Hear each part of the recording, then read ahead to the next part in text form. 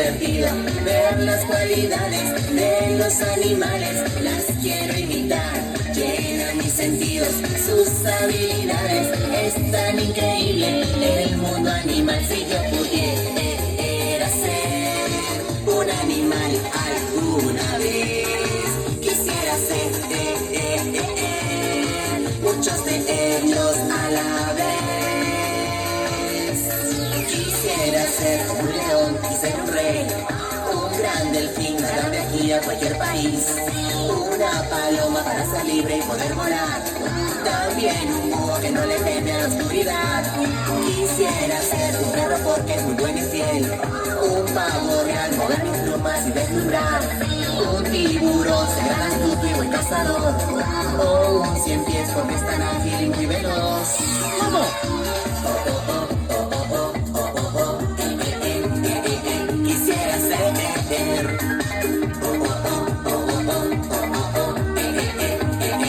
quisiera ser llenan mis sentidos, sus habilidades. Es tan increíble el mundo animal. Si yo pudiera ser un animal alguna vez, quisiera ser muchos de ellos. ¿Tú también? Quisiera ser un elefante que fuerte es, un caracol que es tan pequeño como una nuez, un cocodrilo que con sus dientes mastica bien, o un chimpancé que malabares se puede hacer.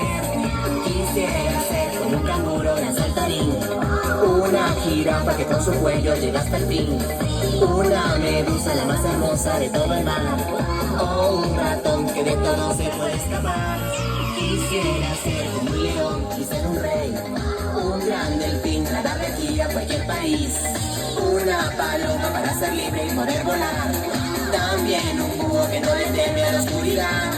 Quisiera ser un perro porque es muy bueno y fiel, un pavo real, mover mis plumas y deslumbrar, un tiburón, ser gran astuto y buen cazador, o un cien pies porque es tan ágil y muy veloz.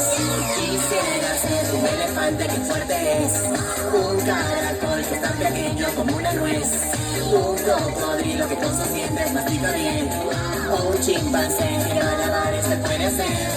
Quisiera ser como un canguro gran saltarín, una jirafa que con su cuello llega hasta el fin, una medusa la más hermosa de todo el mar, o un ratón que de todo se puede escapar.